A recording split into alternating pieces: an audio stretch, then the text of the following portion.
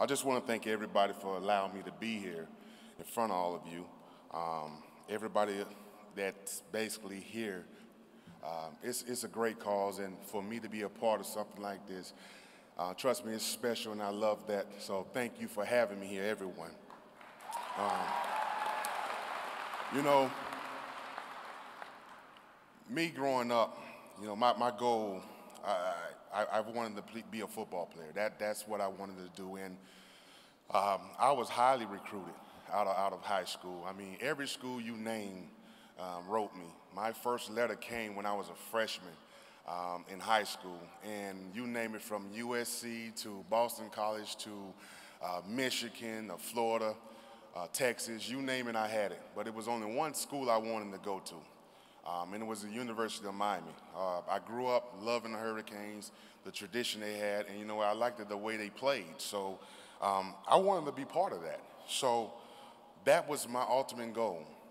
Well, reality set in my senior year once I found out I didn't have the grades to go to school on time. And at that point in my life, that was probably the biggest disappointment in my life. I was bummed. I was depressed, you name it. Only thing I wanted to do was play football, but it was taken away just because of the choice that I made in life. So I set out, and when I set out those months, it didn't take me long to get my grades in order. I got them in order, got the test scores, and I went to school. So going down to school in 2001, at the time, my lovely girlfriend, now my wife, I met Bianca. And you know what? When I first met her, I can just tell, like, she was the boss. She was a boss. It was no shortcuts. It was nothing. It was coming home, I'm doing my homework. She making sure she treated me like a son, like a husband, like a friend, you name it. She treated me like that. And at the same time, she had a 3-year-old son by the name of DeAndre, which I looked at as my own. And I can just tell, you know, being with her, he was the man of the house, because every night he would come, this 3-year-old would come in our room, look at his mom, talk to the mom, and when he walk out, he kind of give me the look like, that's my mom, make sure you take care of her. So, and he was 3, and I was like, what is up with this guy? But over the time, I grew, and and became so attached. Bianca was a single mother at the time, working 2 jobs, import-exports business she owned, and a manager at Taco Bell. So she was a single parent doing everything that most families will do with both parents, and she handled that torch like a pro. Until this day, the Bianca that you see is the Bianca that I saw 14 years ago, and she's been in my life ever since then. And I just want to thank her for being in my life all those years. Now, growing up, I had opportunity. I was always mature for my age, and one of the reasons it was kind of staple, because I was turning, I believe, 19 or 20 when I met my wife, and she gave me a birthday card and said, "You only turn 21 once." So I'm like, man, am I 20 or am I 21? And I had to look at my birthday, and I had to tell her, I said, "Baby, you know, I'm turning 20. And she kind of laughed. She was like, "I thought you was a lot older than that." But no, I wasn't. I was only 20. So I got my 21st birthday present a year earlier. But being mature, I had to go through a lot of stuff growing up.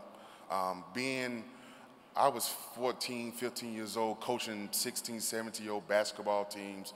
I was always a leader. Everything I did, I was always with older people. And seeing my father growing up struggle for 13 years of diabetes, I was forced to grow up. My brother and I, we was forced to grow up. I didn't have a regular, normal childhood. I didn't have the luxury to go out and hang out with my friends all the time, because I had a home that needed my brother and I there. So I was 10 years old, working. And the work I did, I fished for a living back then, a 10-year-old fisherman. And it was times where my mother and my father, we were out of work. So my brother and I, we had to handle everything in the household. And it forced me to grow up quick. And I look back now and I say, you know what? Without that in my life early on, I don't know who I will be now. But, you know, who I am now, I think it's because of what I've been through. I've been through tough times growing up. I've been through having a father where I literally had to pick him up and take him to shower him, bathe him, clothe him, feed him. I had to give him medicine. I had to shoot him with insulin. I had to do all of that at a young age. I had to be a man of the house at a very, very young age. So I was forced in doing that. So being that young, and now that I look back, it probably helped me to be the person I am today because I can relate with all of that stuff. I can relate going back and know what it's like to juggle a house home, to juggle a wife with a son. I can juggle that stuff because I had to learn that. Now, I went to school and everything was all fine until I got a phone call telling me that my father passed. And I think at that moment, you know, it wasn't shocked, but I was sad because my father was everything to me. I talked to him every day, 2 times, 3 times a day. My wife talked to him. That was like my best friend. Everything revolved around him. And that was a day before my mother's birthday. That was June 5th. Think it get any worse. Oh, did I tell you? My wife was pregnant at the time. So here I am, a 20-year-old. Father just passed away.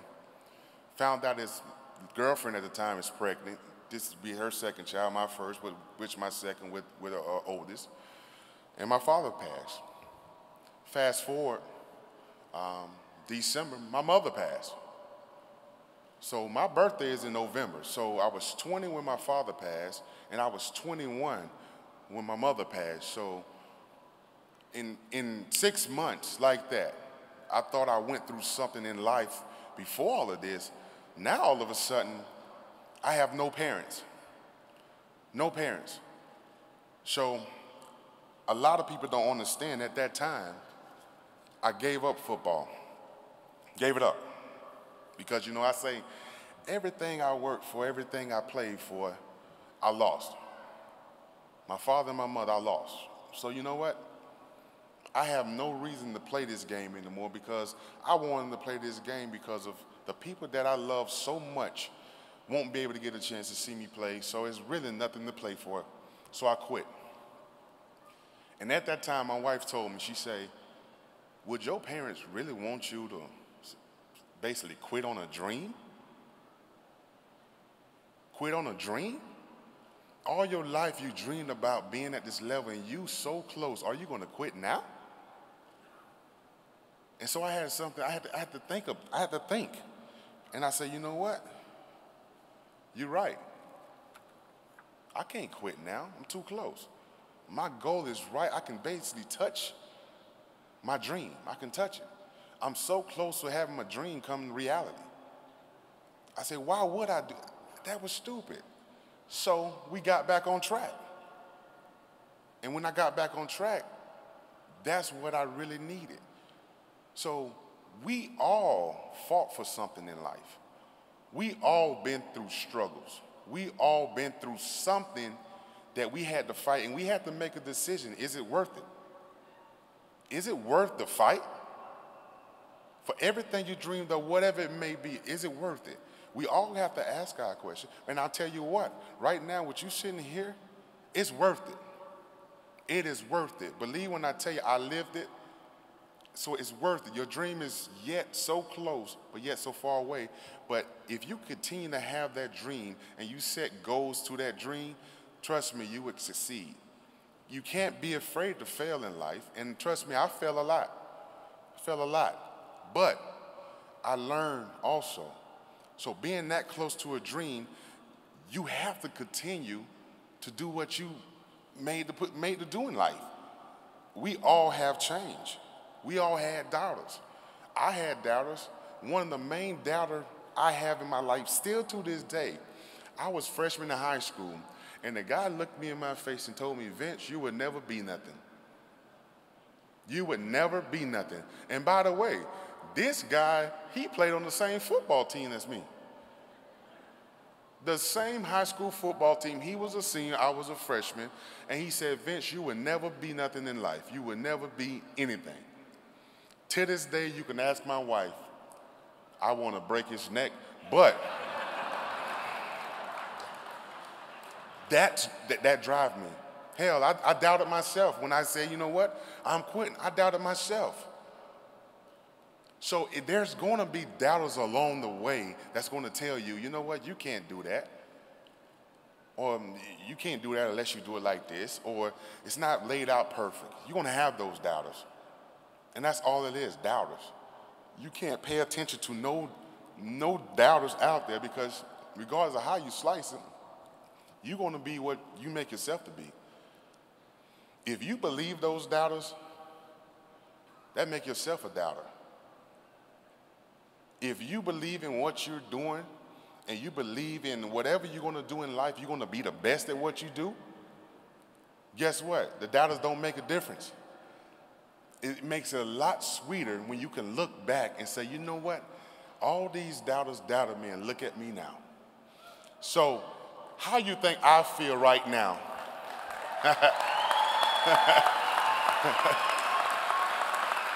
Right?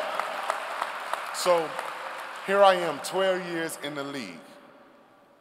How you think that one guy feels right now? And that was just one person. But you know what? That one person drove me to be the guy that I am today.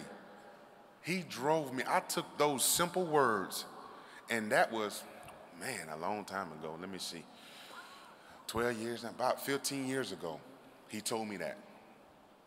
And to this day, those words I still hear. Those words, every time I hear those words, I get mad. Every time my wife would tell you, I get mad. I get angry. Those words. But that's, over these years, that's one thing that drove me to be who I am. And with that being said, with 11 great years up in New England, 11.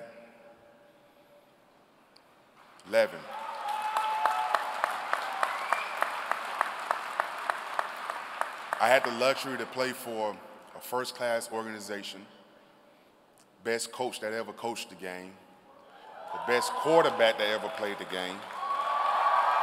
I had the luxury to play with those guys. I had the luxury to be one of the leaders in that locker room. I had the luxury to be in 4 Super Bowls. I had the luxury to win 2 Super Bowls. I had the luxury to be who I am, Pro Bowl, All-Pro, you name it. I had the luxury because of what New England did for me. Draft me first round. When they drafted me, I looked to my wife, I say, where the hell is New England? I didn't know. I'm like, where are we going? I thought we was going to London or somewhere. I'm like, do we got to go out of the country? And they'll say, no, this is where the Celtics play. I said, okay, we good then. So, but we all have new chapters in our life that we're going to have to attack. We definitely going to have to attack the new chapters. I'm in Houston now, but you know what? I'm a Patriot, and I'm always going to be a Patriot, no matter how you slice it. You guys are starting a new chapter in your life. Not just me, but we all in the same boat. We starting a new chapter in our lives together. What are we going to do about it? Are we going to make it the best chapter in our life? Grab the bull by the horns and let's ride on to this, and let's make these chapters the best we can coming out here. And I always say leadership, I don't speak about leadership much because I look at everyone as a leader. I'm a student of the game. I like learning in life, not just on the field. I like learning in life. And it's something every day that you can learn. You can take a piece of advice for somebody. Somebody, you can take it every day. And I've been fortunate and blessed to play at this level for a long time.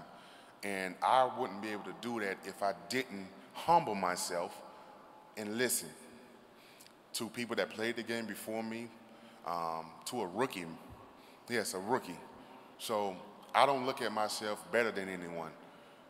I look at myself a student in life. because every day we live, you can learn something. You can learn something every day, trust me. And that's what I try to do.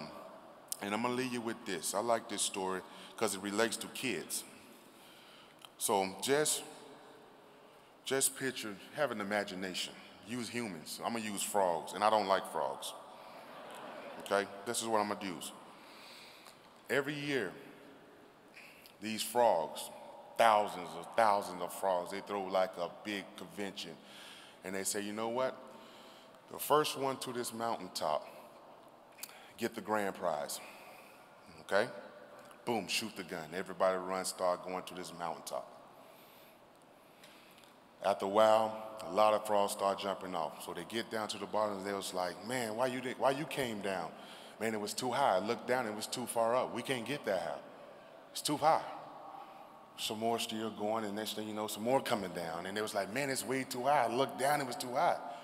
So it was one frog left, and he was going. And they was yelling at this frog, come down. It's too far. It's too high up. Come down, come down. The frog never came down, went to the top.